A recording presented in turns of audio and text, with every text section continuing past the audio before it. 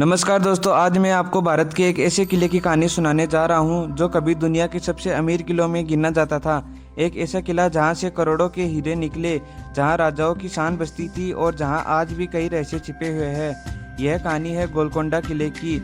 बहुत समय पहले, लगभग 800 साल पहले, आज के हैदराबाद के पास एक छोटी सी पहाड़ी पर मिट्टी का एक किला बनाया गया। कहा जाता है कि एक चरवाहे लड़के को इस पहाड़ी पर एक देवता की मूर्ति मिली। यह बात स्थायी राजा तक पहुंची। राजा ने इस जगह को शुभ माना और यहाँ एक किला बनवाने का आदेश दिया। धीरे धीरे यह छोटा किला एक विशाल दुर्ग में बदल गया।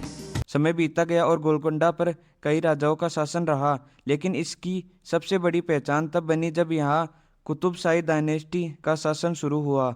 कुतुब शाही शासकों ने इस किले को और मजबूत बनवाया।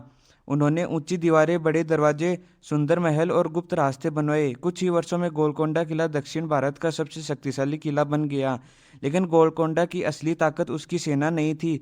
उसकी ताकत ये थी कि यहाँ पे बहुत सारे हीरे पाए जाते थे। गोलकोंडा के आसपास दुनिया की सबसे प्रसिद्ध हीरे की खदानें थी। यहीं से कई प्रसिद्ध हीरे निकले, जिनमें कोहिनूर और होप डायमंड जैसे मशहूर हीरो का नाम भी लिया जाता है। इन हीरो की वजह से गोलकोंडा की प्रसिद्धि पूरी देश में फैल गई।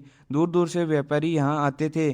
किला धन और वैभव का केंद्र बन चुका था। गोलकोंडा किला केवल अमीरी के लिए ही नहीं, बल्कि अपनी अद्भुत इंजीनियरिंग के लिए भी प्रसिद्ध था। आज भी यहाँ एक अनोखा रहस्य देखा जाता है। किले के मुख्य द्वार पर खड़े होकर यदि कोई ताली बजाए तो उसकी आवाज़ ऊपर पहाड़ी पर बने महल तक सुनाई देती है। यह दूरी लगभग 1 किलोमीटर से भी अधिक है। उस समय यह व्यवस्था दुश्मनों की सूचना देने के लिए बनाई गई थी। जब पहरेदार नीचे ताली बजाता था, तब ऊपर बैठे सैनिक तुरंत सतर्क हो जाते थे। किले के अंदर पानी पहुंचाने की भी शानदार व्यवस्था थी। बिना किसी आधुनिक मशीन के पानी को ऊंचाई तक पहुंचाया जाता था। यह उस समय की अद्भुत तकनीक मानी जाती है। गोलकोंडा की दीवारें इतनी मजबूत थी कि दुश्मनों के लिए इन्हें तोड़ना लगभग असंभव था। किले के चारों ओर विशाल दीवारें बनाई गई थी। यहाँ कई बड़े दरवाजे और सैकड़ों कमरे थे।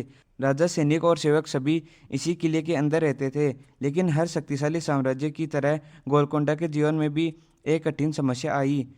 सन 1687 में औरंगजेब ने गोलकोंडा पर हमला कर दिया। मुगल सेना ने कई महीनों तक किले को घेर लिया, लेकिन गोलकोंडा इतना मजबूत था कि वह आसानी से नहीं टूटा।